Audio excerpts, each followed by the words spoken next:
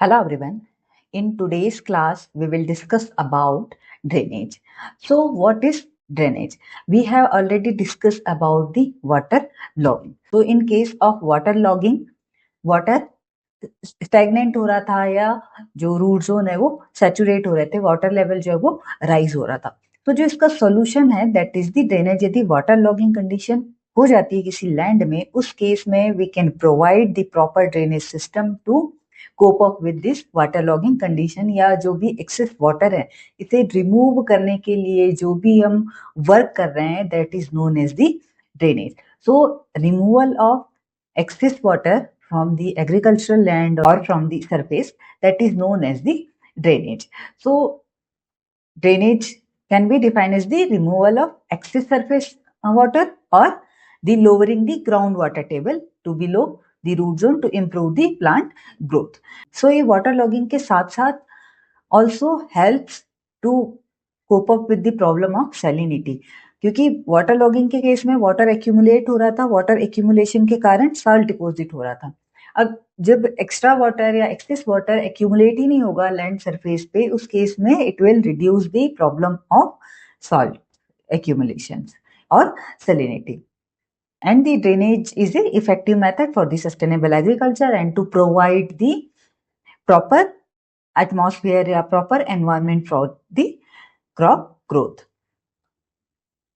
Now, what are the objective of drainage? So there are several objectives. One is the maintain the optimum soil moisture. So it ensures the soil moisture level within the ideal range, either filled capacity पे हो सकता है या 50% of filled capacity पे हो सकता है for the most of the crops के लिए, which enables the efficient water and nutrient uptake by the plant roots. इसके साथ साथ it prevents the water logging which hinders the root function and crop growth. Water logging की condition में plants जो है unable to absorb the nutrient as well as water, but by providing the drainage we can maintain the optimal soil moisture and it will help to promote the crop growth. Now, control soil salinity. So to prevent the accumulation of salt in the root zone, creating a favorable environment, non-saline environment for plant growth, and to leach accumulated salt from the soil, reclaiming the saline lands. And it also enhance the productivity since saturated nahi hai soil, proper aeration ho raha hai. Now the plants are या plants roots are able to extract the proper amount of oxygen, water, nutrient etcetera. So obviously उसे जब favourable conditions मिल रही है उस case में जो crop productivity है it will increase. So to prevent the decrease arable land productivity caused by rising water level and salt accumulation, and to create condition conducive to healthy plant growth and maximize the crop yield. Then claim waterlogged and saline soil, enable the cultivation of land that is currently unsuitable due to waterlogging and salinity problems. यदि किसी water locked area उस area में drainage provide करके we can use that land for the crop growth. It prevents the land from the degradation, because जब water stagnant रहता है उस case में जो सॉइल पार्टिकल्स हैं ये स्टिकी हो जाते हैं, सो इसे कल्टीवेट करना भी मुश्किल होता है and it also affects the soil structure. So this drainage prevents the soil degradation by maintaining the soil structure, the pore space and etc. in the soil. Then it promotes the sustainable agriculture to maintain a sustainable agriculture system by managing the water and salt level effectively and avoid the environmental damages. And also helps जब optimum moisture है उस case में, optimum moisture है means जो seeds हैं वो proper germinate हो सकते हैं in the optimum moisture condition. So it provides the environment that allows the proper germination of seeds by preventing waterlogging conditions and also prevents the plant from the wilting. जब water extra हो, waterlogging की condition है, उस case में भी plant can die, and जब water की crisis हो उस केस में भी plants are not able to extract the water. So इन दोनों जो प्लांट की विल्टिंग है इससे भी ड्रेनेज प्रमोट करता है प्लांट्स को. What are the factors that are to be considered in the drainage planning? So climatic factors हो सकते हैं, सॉइल टाइप हो सकती है, topography, irrigation method, cropping pattern, economic factor, ये सारे फैक्टर्स को कंसीडर करते हैं। तो क्लाइमेटिक फैक्टर में देखेंगे कि जो रेनफॉल है, कहीं ना कहीं किस तरह का ड्रेनेज प्लान करना है, ये डिपेंड करता है कि उस एरिया में इनपुट कहाँ से है, जो वाटर का इनपुट है इरिगेशन से है या रेनफॉल से है।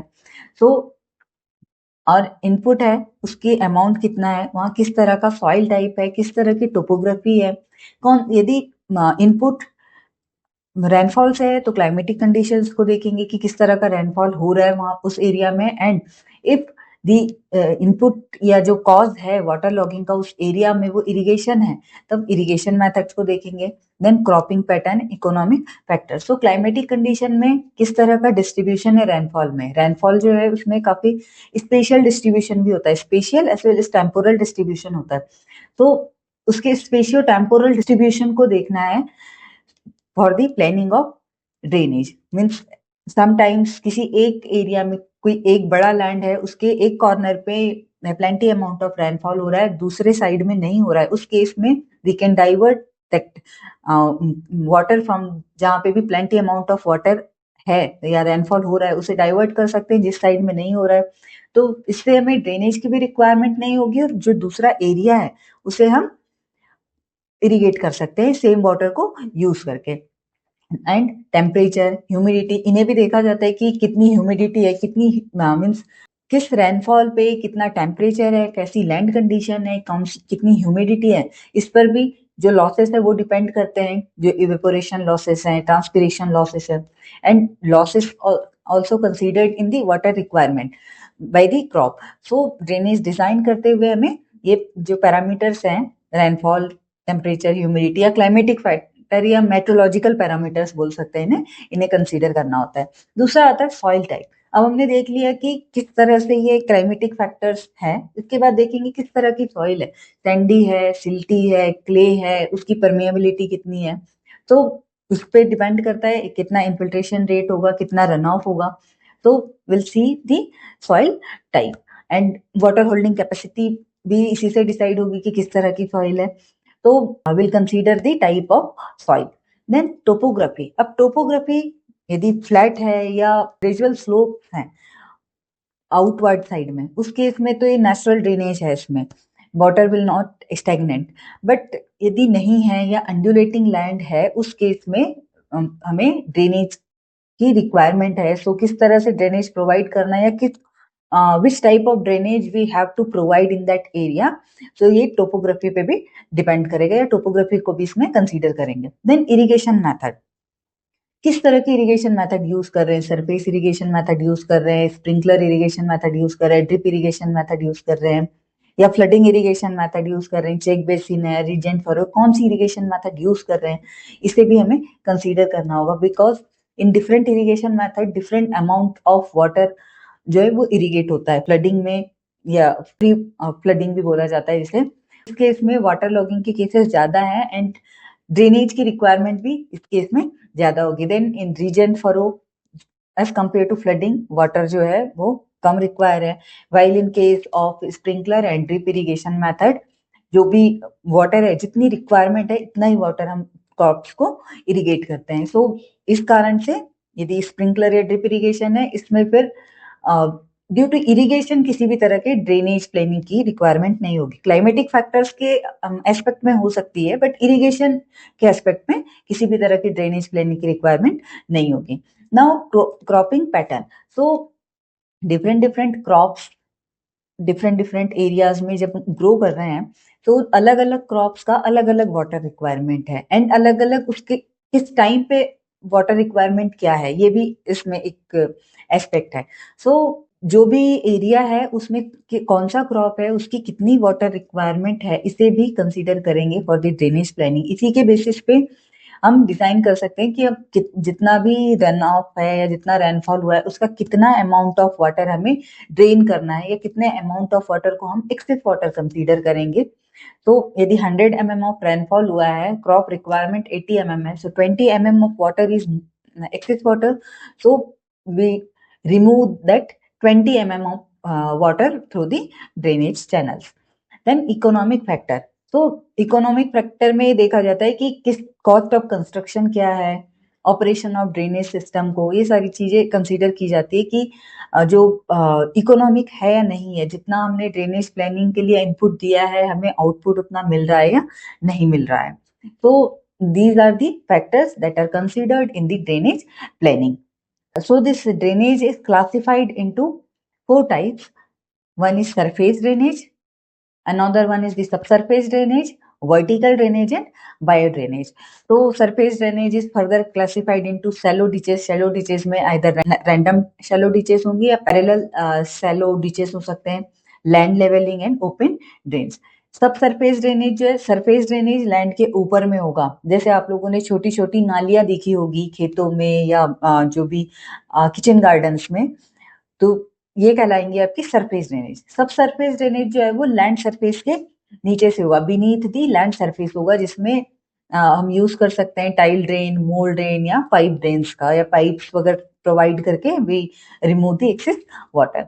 देन आता है वर्टिकल ड्रेनेज। तो वर्टिकल ड्रेनेज मीन्स जैसे डीप ट्यूबवेल्स वगैरह हैं, इनमें एक्सेस वाटर को डाइवर्ट किया जाता है ड्यू टू ड्रॉ डाउन। यदि हम कोई डीप ट्यूबवेल डग कर दें इन दी वाटर लॉग्ड एरिया, सो उस केस में अब वाटर को मूव करने के लिए एरिया मिल रहा है, खाली स्पेस मिल रहा है ना, तो दैट जो भी एक्सेस वाटर है वो due to draw down will move towards the well, so that is known as the vertical drainage. And then आता है बायो ड्रेनेज। तो बायो ड्रेनेज जो है ये प्लांट बेस्ड ड्रेनेज सिस्टम होता है, जिसमें डीप रूटेड ट्रीज को यूज करते हैं या श्रब्स प्लांट करते हैं जिनकी ज्यादा, जो कि डीप लेयर्स से या ज्यादा डेप्थ से वाटर को एक्सट्रैक्ट कर सकते हैं for their growth. So surface drainage and sub surface drainage we will discuss in detail in the another lecture. So for today, thank you so much.